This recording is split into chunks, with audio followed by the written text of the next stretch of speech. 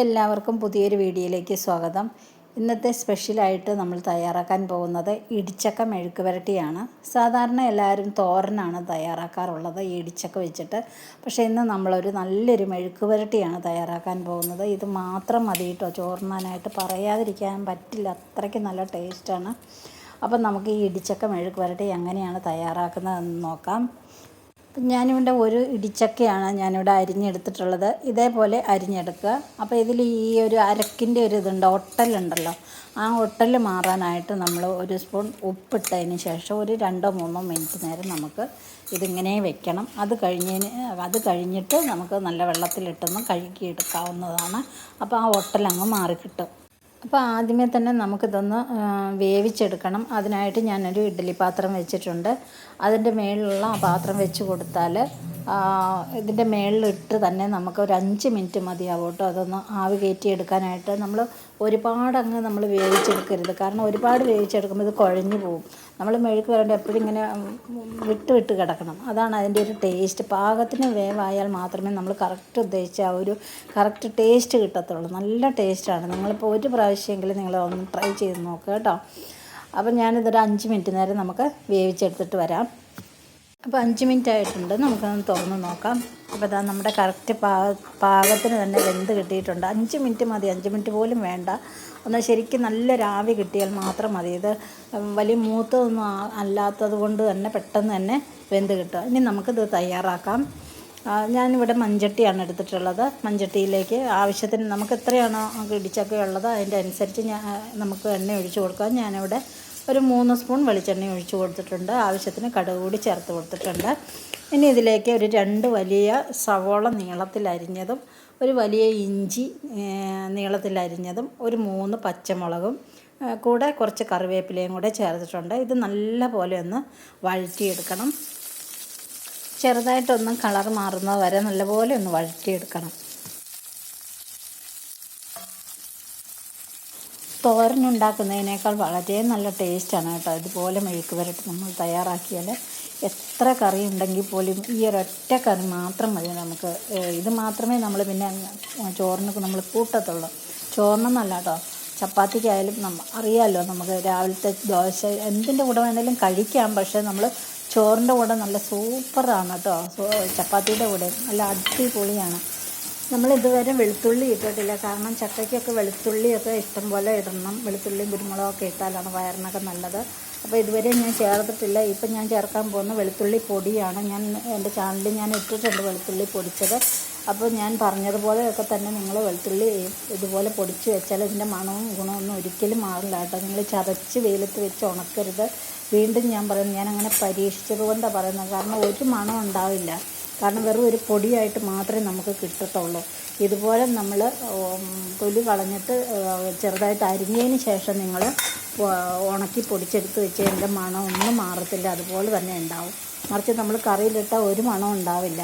അപ്പോൾ ഞാനിതിലേക്ക് വെളുത്തുള്ളി പൊടി ചേർത്തിട്ടുണ്ട്, ഒരല്പം മഞ്ഞൾ ചേർത്തിട്ടുണ്ട്, ഒരു 1/2 സ്പൂൺ മുളക് പൊടിയും ചേർത്തിട്ടുണ്ട്. ഇനിയാണ് നമ്മുടെ ഈ മെഴുക്ക് പുരട്ടിക്ക് നല്ല ടേസ്റ്റ് കിട്ടുന്ന നമ്മുടെ കുരുമുളക് ചേർക്കുന്നത്. കുരുമുളക് ചേർക്കുമ്പോഴാണ് മെഴുക്ക് പുരട്ടി നല്ല സൂപ്പർ കറിയാണ്, സൂപ്പർ ടേസ്റ്റുമാണ് കേട്ടോ. അപ്പോൾ എല്ലാവരും ഒരു പ്രാവശ്യമെങ്കിലും നിങ്ങളിതുപോലെ ഒന്ന് ട്രൈ ചെയ്ത് നോക്കണേ. എൻ്റെ ഒരു അപേക്ഷയാണ്, കാരണം അത്രയ്ക്ക് നല്ലൊരു തോരനായതുകൊണ്ടാണ് ഞാൻ പറയുന്നത്. അപ്പോൾ നമ്മൾ മുളക് പൊടി, മഞ്ഞൾപ്പൊടി, കുരുമുളക് പൊടി ഇതെല്ലാം ചേർത്തിട്ടുണ്ട്. ഇനി ഇത് നന്നായിട്ട് തന്നെ ഇതിൻ്റെ പച്ചമണം മാറുന്ന വരെ ഒന്ന് വഴറ്റിയെടുക്കാം. നമ്മളിതിൽ വെള്ളമൊന്നും ചേർക്കുന്നില്ലല്ലോ. അപ്പോൾ ഈ എണ്ണയിൽ തന്നെ കിടന്ന് നമുക്ക് ഈ പൊടികളുടെ പച്ചമണം എല്ലാം ഒന്ന് മാറ്റിയെടുക്കണം. അപ്പോൾ നമ്മുടെ സവോളയും നല്ല പൊടികളും എല്ലാം ശരിക്കും നന്നായിട്ട് വഴറ്റിയെടുത്തിട്ടുണ്ട്.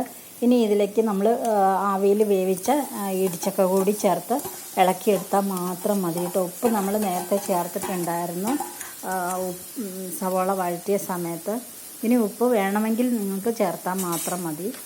അപ്പോൾ ഇതെല്ലാം ഒന്ന് മിക്സ് ചെയ്ത് ഒരു 2-3 മിനിറ്റ് നേരം ഇതുപോലെ ഒന്ന് ഇളക്കി ഒന്ന് മൂടി വെച്ച് കൊടുത്ത് 2-3 പ്രാവശ്യമായിട്ടൊന്ന് ഇളക്കി കൊടുത്താൽ നമ്മുടെ സൂപ്പർ നല്ലൊരു ഇടിച്ചക്ക മെഴുക്ക് പുരട്ടി തയ്യാറായിട്ടുണ്ട്. മെഴുക്ക് പുരട്ടിയായിട്ട് തയ്യാറാക്കുകയാണെങ്കിൽ ഇതുപോലെ നിങ്ങൾ തയ്യാറാക്കിയാൽ മതി കേട്ടോ.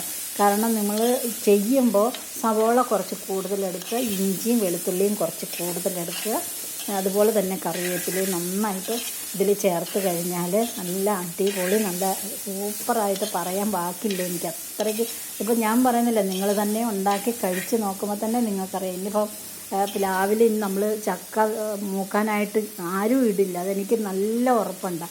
ഇടിച്ചക്ക അത് ഒരുമാതിരി അത് വളർന്നു വരുമ്പോൾ തന്നെ നിങ്ങൾ പറിച്ച് ഇതുപോലെ കറി വയ്ക്കുക എന്നുള്ളത് ഷുവറാണ്. 100% എനിക്ക് നല്ല വിശ്വാസം. കാരണം അത്രയ്ക്ക് നല്ലൊരു ടേസ്റ്റ്. ഞാനിപ്പോൾ എൻ്റെ വീട്ടിൽ തന്നെ ഉണ്ട് പ്ലാവിൽ, അതിലിപ്പോൾ പകുതിയും തീർത്തു. കാരണം ഇവിടെ എല്ലാവർക്കും ഇത് മാത്രം മതി. ആദ്യമൊക്കെ ഞാൻ തോരനാണ് തയ്യാറാക്കിയിട്ടുണ്ടായിരുന്നത്, പക്ഷേ തോരൻ കഴിച്ച് മടുത്തത് കൊണ്ടാണ് ഇപ്പം ഞാനിന്ന് മെഴുക്ക് പുരട്ടി ഞാൻ തയ്യാറാക്കാമെന്ന് വിചാരിച്ചത് കേട്ടോ. അപ്പം ഞാൻ മെഴുക്ക് പുരട്ടി അത്രയാക്കി വെച്ചു. ഇനി നിങ്ങൾക്ക് ഇത് പോരാ, നിങ്ങൾക്ക് തോരൻ തന്നെ വേണം എന്നുണ്ടെങ്കിൽ മാത്രം നിങ്ങൾ വെറുതെ തേങ്ങ ഇതിലൊന്ന് ഇട്ടാൽ മതി. ഞാൻ 2 ഇതായിട്ടാണ് കാണിക്കുന്നത്, 2 രൂപത്തിലും വയ്ക്കാമെന്നുള്ളതാണ്. പക്ഷേ നിങ്ങൾ എപ്പോഴും ഇടിച്ചക്ക മുറിക്കുമ്പോൾ ഇതേ രൂപത്തിൽ വേണം മുറിക്കാനായിട്ട്. അല്ല മിക്സിയിൽ വെച്ച് നിങ്ങളിതൊന്ന് ക്രഷ് ചെയ്തെടുക്കരുത്.